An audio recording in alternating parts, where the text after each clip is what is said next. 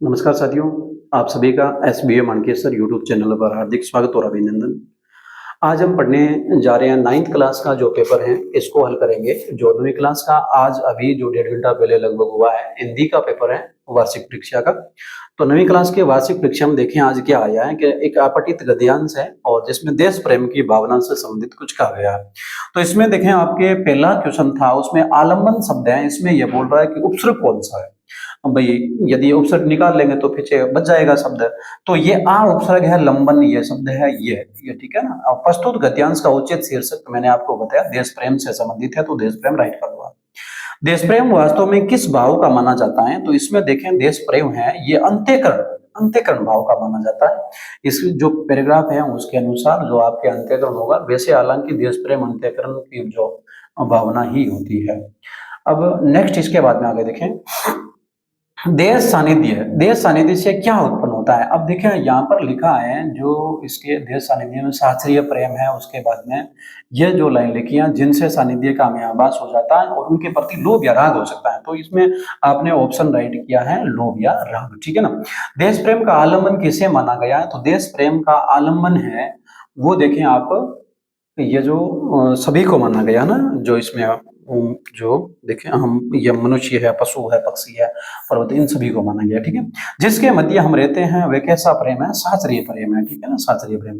प्रस्तुत पद्यांश के अनुसार देश प्रेम किस प्रकार का माना गया है, तो उच्च कोटि का माना गया है। देश प्रेम को तो उच्च कोटि का मानेंगे हम, हाँ। फिर देखें सारा देश किसे माना जाता है, तो अब देखो सारा देश तो आप जिसमें सारे हो वो सारा देश हो गया, मनुष्य, पशु, पक्षी, नाले वगैरह ये सारा हो गया, ठीक है।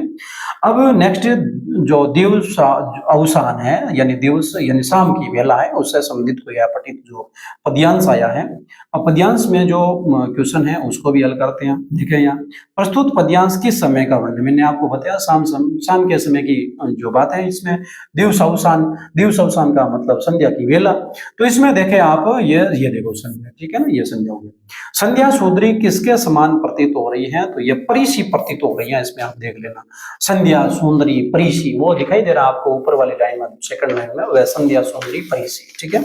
और नेक्स्ट इसके बाद में देखें आप उपयुक्त गद्यांश का उचित शीर्षक तो संध्या सुंदरी कर दो भाई, ठीक है। चंचलता शब्द में प्रत्यय कौन सा है, ता प्रत्यय भाई, ठीक है ना।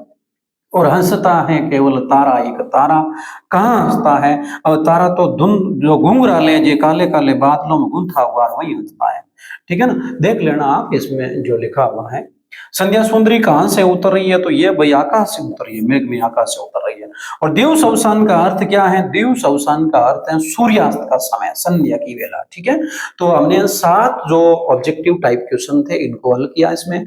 नेक्स्ट इसके बाद में आगे देखते हैं जो ये तीसरा क्वेश्चन आया हमारे, जो हमने पद्यांश को हल कर लिया। और अब ये इसमें आपको जो यहाँ पर 4 जो गद्यांश सॉरी निबंध दिए गए थे, चारों निबंधों में से कोई एक लिखना था।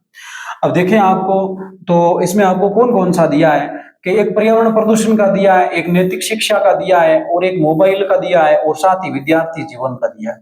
अब इसमें आपने, मुझे भी पूरा एकदम विश्वास है कि आपने जो भी किया है बहुत अच्छा किया है, अच्छा लिखा है। अब आपके मित्र ने बोर्ड परीक्षा में प्रथम स्थान प्राप्त किया, बधाई देने के लिए एक सवाल लिखना था। कितना गजब का आया है, देखिए कितना सरल आया। और स्वयं को अभिषेक मानते हुए अपने मित्र के जन्म दिवस के उपलक्ष्य में आपको बधाई देनी है, ठीक है ना। और आपके विद्यालय में आयोजित वार्षिकोत्सव पर एक प्रतिवेदन लिखना था, एकदम सरल सा आया। अभी देखें, अब ये खाली जगह थोड़ी कर लेते हैं हम, ये थोड़ा जूम कर देता हूं मैं इसको। ये अब देखें, आप अच्छी तरह से देख पा रहे हैं। नव गगन अंबर किसके पर्यायवाची शब्द है, कितना सरल है, आकाश का है, हाँ? ये ठीक है। और यश शब्द का विलोम शब्द होगा अपयश, क्या होगा, अपयश। अब ये तो आपके गलत हो ही नहीं सकते। उल्टी गंगा बहाना यानी कानून के विपरीत चलना, जो भी नियम है नियमों के विपरीत यदि आप चल रहे हैं तो क्या कर रहे हैं आप, उल्टी गंगा बहा रहे हैं, ठीक है। तो नियम विरुद्ध कार्य करना, नियम विरुद्ध कार्य करना, नियम विरुद्ध कार्य करना, ये फिर आप उल्टी गंगा बहा रहे हैं। और नेक्स्ट देखें, लड़की खेल रही है, वाक्य में देखिए लड़की अकेली है, तो इसका मतलब क्या है, एक वचन वाक्य है। एक वचन है, ठीक है, वाक्य में एक वचन है। जिस शब्द में पुरुष या महिला के होने का बोध होता है उसको लिंग कहते हैं। क्या कहते हैं? लिंग कहते हैं। नेक्स्ट, जिस शब्द से संज्ञा और सर्वनाम की विशेषता बताई जाती है तो उसको कहेंगे विशेषण। क्या कहेंगे? विशेषण कहेंगे। और पुराण में एक प्रत्यय जोड़ दिया तो नाम बन जाएगा पौराणिक। क्या बनेगा? पौराणिक बनेगा। अंजलि ने रोटी खाई में वाक्य में कारक है, देखो याद रखना। आपने वो कर्ता ने कर्म को कर्ण से द्वारा संप्रदान को के लिए वो पढ़ा, तो कर्ता ने, कर्ता यदि ने आएगा तो कौन सा कारक होगा? कर्ता। यहां पर हालांकि देखें ये देखें, ये कौन है? अंजलि ये कार्य कर रही है तो ये करता है, ये ने आया है ना, इस कारण हम यहाँ क्या करेंगे? कर्ता कार्य करेंगे, याद रखना। अब आपको यदि पूछ लिया जाता कि इसमें कर्म क्या, तो ये रोटी कर्म है, क्रिया क्या है? तो खाना क्रिया है, ठीक है। नेक्स्ट, इसके बाद में आगे देखें हम, देखें ये 6 क्वेश्चन हमने समझ लिए हैं। ये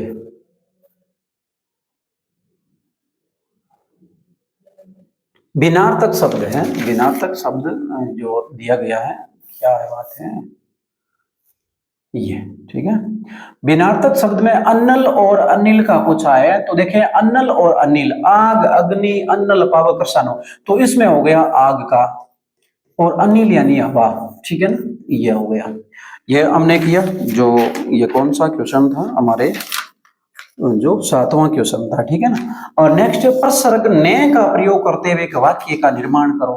तो मान लो अब राम ने खाना खाया, हरि ने खाना खाया, उसने पानी पिया, उसने कार्य किया, या ऐसा मान लीजिए चोरों ने गांव वालों को परेशान किया। जो भी आप ने का प्रयोग करके वाक्य का निर्माण कर देंगे। वाक्य कितने अंग होते हैं? वाक्य के 2 अंग होते हैं। कौन कौन से? उद्देश्य और विधेय। कौन कौन से? उद्देश्य और विधेय। ये वाक्य के 2 अंग है, उद्देश्य और विधेय, यह याद रखना आप, ठीक है। नेक्स्ट प्रश्न किया, श्री गणेश करना, इसका मतलब किसी कार्य को प्रारंभ करना। मुहावरे का अर्थ है वाक्य बनाकर जो मान लीजिए करें, तो आप ऐसा समझ लीजिए, एक राम नाम का लड़का है और उसने एक कपड़ों की दुकान का श्री गणेश किया, तो हो सकता है उसने कपड़ों की दुकान की। वह संयुक्त वाक्य किसे कहते हैं? और कोई एक संयुक्त वाक्य का निर्माण करो। अब देखें संयुक्त वाक्य किसे कहते हैं, तो इसके अंदर ये बोल रहा है कि 2 या 2 से अधिक यदि स्वतंत्र उपवाक्य समानाधिकरण समुच्चय बोधक अव्यय के द्वारा जोड़ करके यदि बनाए जाए तो उसको हम कहेंगे संयुक्त वाक्य, ठीक है। इसमें इसलिए या मान लियो और है, वह है, ऐसे शब्दों का इस्तेमाल जोड़ने के लिए समुच्चय बोधक अव्यय के रूप में कर सकते हैं। जैसे कि मान लीजिए वह घर गया, और मान लीजिए वो शाम को घर गया और सुबह को घर गया और शाम को वापस लौट आया, या मान लीजिए शाम को घर गया और सुबह को वापस लौटा, जो भी है, तो वो और शब्द से हम जोड़ रहे हैं ना उस शब्दों को। वे शाम, सुबह घर गया, इसका मतलब एक वाक्य हो गया। फिर इसको और वे मान लो सुबह घर गया तो शाम को लौट आया, तो शाम को लौट आया, तो ये एक सब वाक्य है। तो इस प्रकार 2 यदि स्वतंत्र उपवाक्य हैं, उनको यदि जोड़ रहे हैं हम, तो उसको हम संयुक्त वाक्य कहेंगे। तो मैंने आपको उदाहरण भी दिया। अब इसके बाद में देखिए आगे। अब 12वां क्वेश्चन है गद्यांश है, ये आपकी पाठ्य पुस्तक से आया है। गद्यांश किस प्रकार का है आपने पढ़ा है और इसके उत्तर भी दिए हैं। ये तो अब मैं आपको क्या बताऊं, पठित वाला पद्यांश है, किताब से आया है। ये तो आपने छांट छांट के कर दिए होंगे। ये आपके प्रश्न उत्तर आए हैं, जो आपने पढ़े हैं वही आए हैं। और फिर देखें, ये इतना पेपर था जो आपने किया। मुझे पूर्ण विश्वास है कि आपने अच्छी तरह किया है, आपके अच्छे अंक मिलेंगे आपको, हाँ, और अच्छे अंकों से आप उत्तीर्ण हो। इसी आशा के साथ आज के लिए बस इतना ही दोस्तों, और आप इसी प्रकार हमारे साथ जुड़े रहें। धन्यवाद।